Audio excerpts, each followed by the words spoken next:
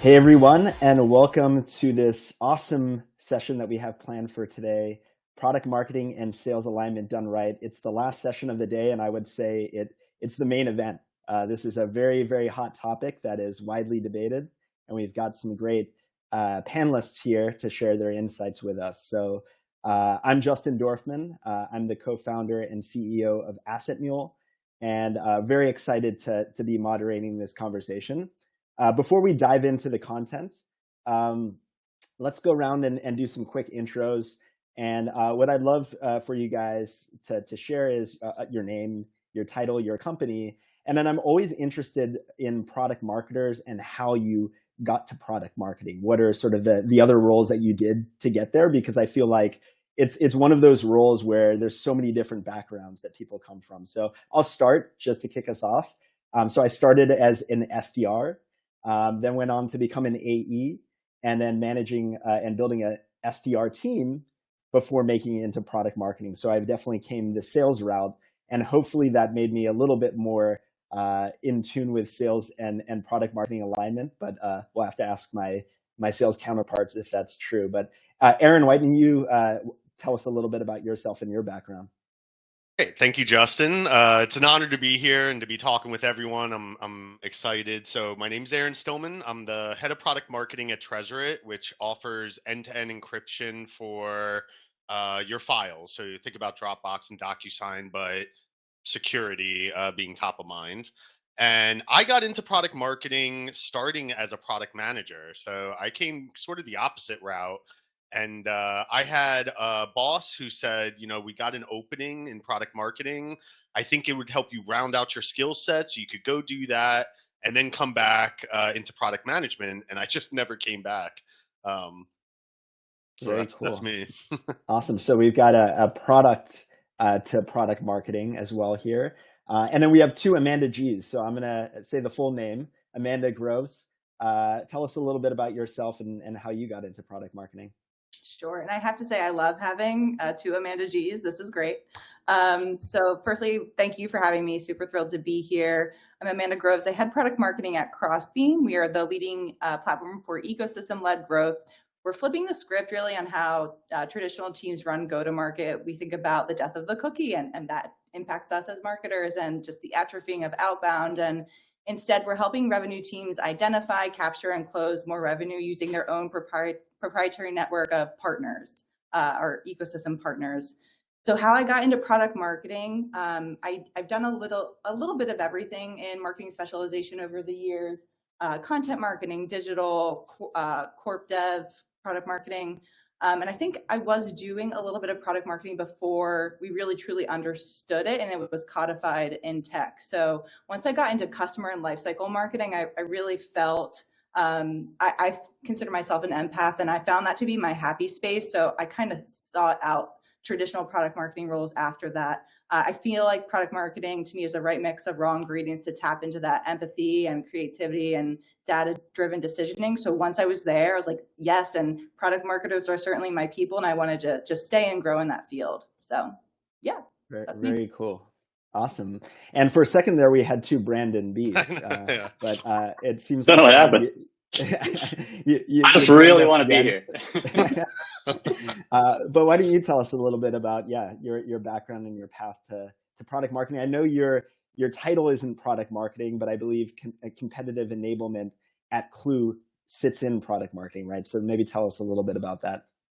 Yeah, totally. Yeah. So hello, everyone. As mentioned, super happy to be here. My name is Brian Bedford. I'm the competitive enablement manager at Klue, which is a competitive enablement platform for product marketers. And so my public-facing title is competitive enablement, but I sit in product marketing. We're actually about a 250 person company, and I am the product marketing team. So the competitive enablement title is really because of our space and our narrative. So you can kind of think of me as a product marketer where my kind of functional focus is compete. My path actually is very similar to yours, Justin. So I was an SDR when I started my career, became an account executive, didn't go the management route for SDRs, but was an account executive at Klue for a long time, speaking with product marketers every single day, and was always interested in product marketing, but never quite had an opportunity to make the jump. And then an opportunity opened up, And as mentioned, it was really to use Klue at Klue. It was to really lead our own competitive enablement program. And now I've kind of adopted the rest of product marketing. And so, yeah, kind of a similar path, but kind of a very meta path. And it's a very fun place to be. So I'm very excited to be here. Awesome. We're excited to have you. And Amanda George, tell us a little bit about yourself. Hi, everyone. My name is Amanda George. Honestly, for this call, if we want to just call me George, if it's easier, I'm more than happy to use last name only because I can see this getting confusing really fast. But I'm actually a senior product marketing manager at OpenText for our developer and API services. How I got into product marketing, like everything else in my life, which isn't normal, my path into product marketing also wasn't quite normal, but pretty funny. For me, this role truly encompassed everything that my experience kind of lends well into. So my background actually starts off in public relations. That's the first thing I did, which naturally kind of brought me into marketing. Did that for a few years, but unfortunately the year that I graduated was during a recession. So was on temporary contract for a really long time while working in PR/marketing roles. And then became an SC for the next 10 years, which was an interesting pivot. So that would have been career change number 2. And then I've had a couple of weird titles in between, like business analyst or product manager, depending on who I was independently contracted out to for work.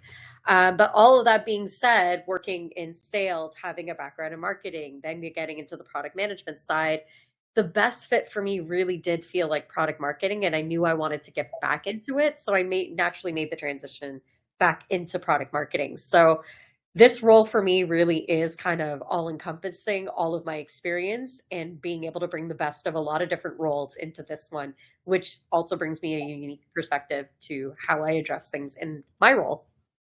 Very cool. Well, I think similar to the sort of path to product marketing and it being so diverse, I think product marketing means different things at different companies, and especially when it comes to supporting sales teams, it's very, very different. So I want to hear from some of you on how you're supporting sales teams today. And maybe Amanda George, we can start with you. You work for a larger company. My career is mostly with earlier stage companies, so I'm really interested to hear at a company with a couple thousand people, how does product marketing support sales? Ooh, a couple thousand. We're up to 25,000. Oh my goodness, there you go. We actually doubled in size within the last year, which has also been an interesting feat as well. I would say as of right now, strategically and purposely, I am not very heavily intertwined in my sales process, mainly because of the product I am responsible for. People don't actively go out and purchase an API. It's not like purchasing a piece of software or a product or anything that you could physically hold in your hand. I sell the thing that makes things talk and work. So that's a much harder sell. But also the reason why I'm not, heavily working with my sales team here is also because we are kind of in a transitional pivot at the organization where we have a lot of customers who are on older products who are doing the transition into digital transformation, whether that means, depending on where the customers are in their journey, a lot of our customers here at OpenText are still going through digital transformation from legacy systems to newer cloud systems. So for that, people don't realize how much work is entailed with a lot of this and the regulatory bodies that also dictate how things have to be designed and work. Hence why digital transformation may take longer for some of our customers and why I'm kind of a little bit kept removed from our sales team because there's still an early conversation when it comes to digital transformation. A lot of our customers have not moved to that sort of readiness stage for me to take them on yet. So that's why I'm a little bit more hands-on off here. I would say in other roles though, oh my goodness, it's like me and sales were married. The relationship I would have with other sales teams, whether it was because I was much more heavily invested in the sales initiatives, whether because we had a sales enablement department, and depending on the role in the organization structure too, it was like everything I did was for sales. It was almost like everything I did was catered towards that, making sure they had what they needed. And it was an interesting dynamic. And I think I've gone from two different extremes and everything in between that I could kind of speak to how, how close you might get to sales or how far away you might want to stay away from them, depending on, how product marketing is also structured within your org as well. Makes sense. How about you, Aaron? How closely are you tied to sales in your role, and are you working very closely in supporting your sales team? So the short answer is yes. We can get into some of the details. Throughout my entire career, I've always been very embedded and close to sales in different ways. What's been exciting for me is sort of the evolution of product-led growth and where I find myself today, because I'm now at a company that was founded as a product-led growth organization, and a couple of years ago introduced a hybrid model with sales going up market. And I find myself in a role where I'm not only doing the things that I've always done in my career, whether that's competitive enablement, sales enablement, messaging and positioning, pitch and stories, and all that kind of stuff. But now it's also product qualified leads, and how do we help leverage product utilization within the sales organization, and the good moment not to get involved and the good moment to get involved. Because for a lot of sales members who have not been in a product led growth organization, there are instincts that kick in when there's a lead or a prospect or a PQL.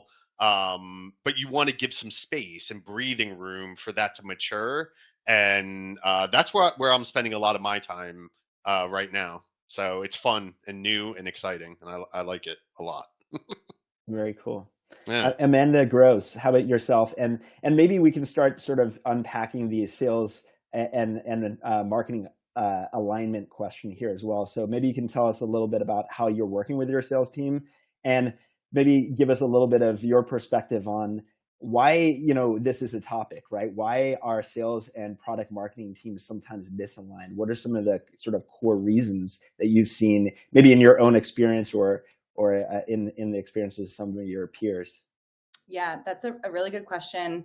So I think misalignment is, like, from a macro perspective, pervasive across the organization. And this happens when, frankly, I think there's a misalignment about, like the goals, the OKRs, the North Star. So, and it gets even more compounded between product marketing and sales. If we are, charging against different North Stars, we're not going to be communicating about the targets if there's differing goals and metrics between sales and marketing. And Aaron, to your point about being a product-led growth business, Crossbeam is also product-led. But we also use the same model of PLG and also sales-led for mid-market into enterprise. So I think what's helped us a lot, one, identifying when we made the leap from being pure PLG to also hybrid with sales-led, we needed to make sure that we were aligned on the same metrics. So product marketing is measured on PQAs, product qualified accounts, that we are generating for the sales team. And we need to make sure, similar to the old funnel metrics of marketing qualified leads, sales accepted leads, how many of these product qualified accounts are being acted on, and looking at product utilization data and intent data to make sure that it is following through into an opportunity, close one, et cetera. So the misalignment on goals can be a problem. So the solution to that is just making sure the organization is rowing in the same direction on the same targets. But that can be a big problem. Yeah, if there's too many OKRs, misalignment can go sideways for sure. And Brandon, I want to also hear a little bit about your role, because as you mentioned, you're sort of very specialized in the competitive enablement space. So how do you support your sales teams? And also, talking about alignment and metrics, I think competitive is one of the areas where there's some really interesting metrics that you can use to align sales teams. So I'm curious to get your perspective on that. Yeah, totally. So yeah, a couple thoughts. So it's interesting to hear from especially Aaron and Amanda Groves being more product-led organizations. Klue is very sales-led. So we're generally more upmarket. And I think not just from like a go-to-market motion, I think that you also see that in the DNA of the company in terms of OKRs, right? Like sales really leads the way. And because product is catching up, product marketing kind of gets tagged along. Like I almost think sometimes I'm like holding onto leash of like two big dogs, and like one there. And so even if you have your OKRs, like your North Stars lined up, the execution towards those OKRs need to be in lockstep as well. And I find that that's where I can see sometimes misalignment starts to fester, is even in just the execution, because we might agree on what the North Star is and what the grand vision is, but if product is doing one thing and sales is doing another, and then of course factor in CS and broader marketing, it's a very kind of pivotal role. And so it's interesting to hear that, like, whether it's product led or sales led, it's just kind of which foot is going in front of the other, I suppose, but the problem stays the same. And then, yeah, in terms of competitive, I think it has been really helpful to have something within the product marketing kind of umbrella that has some fairly hard metrics. And since moving from kind of specialized to compete to taking over all of product marketing, when I'm totally biased, of course. I'm from Klue, and like I love doing competitive, but I still find that when I'm like looking at my quarterly metrics, my competitive metrics are pretty numbers based. They're quantitative. Whereas when I look at product launches or analyst relations or positioning, it's harder for me to measure that. And that's when, I know we're probably going to talk about this later, but that's where I need to be really closely tied to sales enablement or sales operations to like build out that data. And so, maybe I'll leave it at that. I'm curious other people's thoughts as well. One of the things I would say though about the misalignment is, even when the OKRs are aligned and even when, like all these things, I often feel like it just sort of comes down to the human element of communication or miscommunication, because there will be times where product marketing needs to focus on something that may not be directly setting up or aligned with sales. Like, oh, we've got something around acquisition or top of the funnel, and we need to focus on something over here. And as long as you can communicate that with the sales leadership and say, hey, I know every quarter we are lockstep and we're doing things for you and vice versa, but this quarter we're really going to be over here. So we'll miss you for a couple of months, but we'll be back. Don't worry. And as long as you have that communication, I feel like there can still be alignment, right? So I just wanted to throw that in there. I think communication is key. I just wanted to say that I'm very jealous of all of your, strategies, because mine is a little bit different. And this also goes to speaking to an older business as well. I don't have product-led growth as a strategy because it's just not implemented. I don't have enough info on my SaaS products or enough clients that have migrated to SaaS to gather that information. So it's a bit of a challenge here. I don't even have a sales motion, because sales motion here is very different from, we have more desktop applications and we have on-prem solutions. So a lot of these newer age OKRs and, PLG strategies that are widely used today in product marketing are much more harder to implement in an older business that don't have a lot of the insights that are garnered by these new solutions and these new motions. So for me, I'm very jealous and wish I was sitting in all of your shoes because it would help me a little further here. But, at OpenText, we're currently going through a product marketing restructuring and reorg, because we're realizing, hey, we got to play catch up. Like, there are things that we're doing that we should be looking at, such as getting that information from a product manager or getting that sales info. And I feel like I'm kind of moving backwards, where it's like the things that seem table stakes for most product marketing professionals are now being implemented here. So it's a very interesting dynamic where it's like, I know exactly what you're talking about because I've done it and I've been in your shoes. I just can't do it where I am right now. And I think it's kind of interesting being on the flip side of this, where you have the opportunity to actually build out what your product marketing strategy could look like in a larger org with these new additions to technology for us as well. Makes total sense. So I think I heard, alignment around sort of a North Star or core goals as an area of misalignment, and perhaps a way to align product marketing and sales, and also communication as well as a key one. One of my experience that I'd love to get your guys' take on is just understanding what product marketing is and how to leverage product marketing, right? Salespeople are in their sales cycle. They're going after that deal. They're kind of, got that tunnel vision, and product marketing is there to help them, but they may not know how or what to leverage that partner. So I'm curious how you guys have approached that, really educating your teams on what product marketing is, and also setting expectations on how to engage product marketing and when to engage product marketing. I don't know, Amanda Groves, you want to take a first stab at that? I am, and I will say I am a lady who loves a good charter. So just documenting exactly what you're describing. in a way that it's a central repository for who we are, how we work, what does product marketing mean? Like, that's the first thing that I will do when I join an organization. I think charters are so important. Just to your earlier point about product marketing changes based on business size, stage, and the charter isn't a set it and forget it. It will change with the evolution of the business. So I think that's really important to crystallize for not only the sales team, but the entire company, because we are that connective tissue across the business. From there, like, one of the things that I make sure sales understands about working with product marketing is I'm a GM of my product. I'm the voice of the customer, and I'm going to help you understand the customer so you are more relevant, contextual, and like adding value to conversations in a way that is like helpful. No one wants to feel like they're being sold. So if you better understand your persona, it's going to be a better customer experience for the long term. So if sales can take away anything from who product marketing is, like, we are the voice of the people you're talking to now as the prospect to the customer to like land and expand into your biggest ACV account. So that's my headline. Very cool. And Aaron, I'm curious to get your take as well. Like, you mentioned communication, but in terms of, getting in before that, what is product marketing and how to engage? Have you run any sort of plays or created any systems that have helped you create that sort of clarity? Yeah, I mean, there's a plethora of sort of tools. I'm also a fan of charters or documenting and writing it on paper and teaching people how to fish instead of feeding, right? Like, here's the charter, read it. We can have racy matrix. I use that on a regular basis.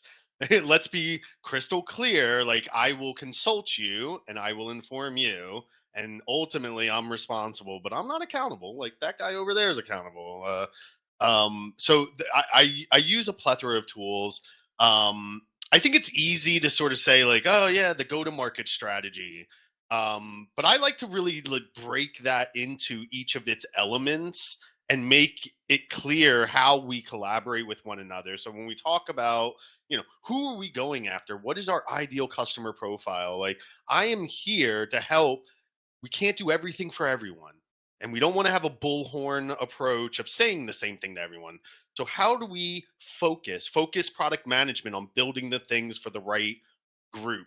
Focus sales, focus marketing. Like, we all have limited resources, and we just can't do everything for everyone. So that's one example. I just, I'm still rather new at Tresorit. I'm 3 months in. And one of the first things I did was get into the what and the when of the go-to-market. And we're starting a market launch cadence where we're grouping functionalities together. We're tiering the system.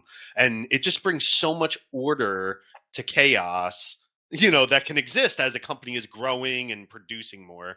So for me, it's sort of wanting to stay away from like the buzzy word. I don't want to talk about go to market. I want to talk about the elements of the go to market and really dig into it. So that's what I would say. And Brandon, I'm curious to get your take, because in some ways, product marketing might seem quite abstract to folks. Competitive enablement as a title seems a lot more clear, right? But do you run into that as well?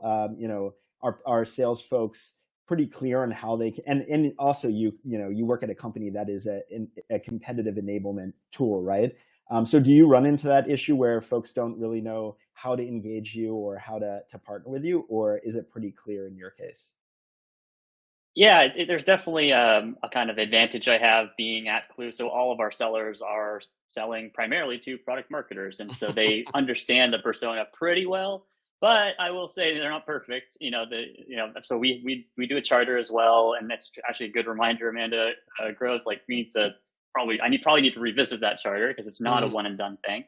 And there's a couple other tools that I've used recently that have been helpful. I mean, one is exactly like you said, Aaron, like, I want to help everyone, but at the end of the day, I can't. I have to say no. And so having systems to take in requests. So I can even just share tactically what we do. We have a Slack channel called PMM requests. It has a Google form. That Google form connects to Zapier and connects to Notion, which is where we manage our requests. And that's where then I triage with our VP of marketing, how do these align with our priorities? And of course, I get input from sales. How critical do they think it is? But at the end of the day, we have to weigh that among, my priorities and marketing's priorities.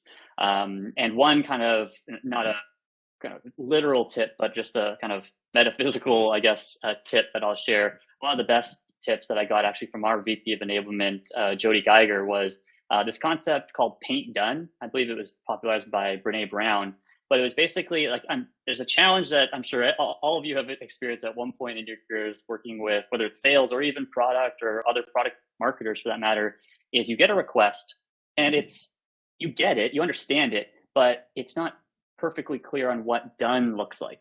And it might be like, oh, we need to enable sales on XYZ thing. But what is enablement? Like, can you paint done? What would done look like?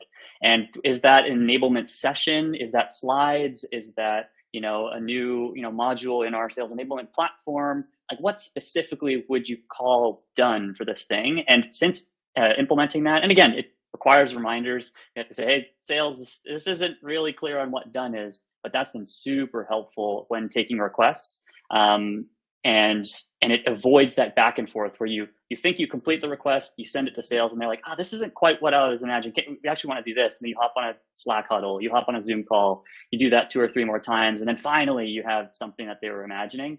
It's just been really, really helpful personally and for our org. Very cool. I think communication is key, right? It sounds like even Brandon, in that sort of picture that you painted for us just then of how sales engages with you, you mentioned Slack as a channel.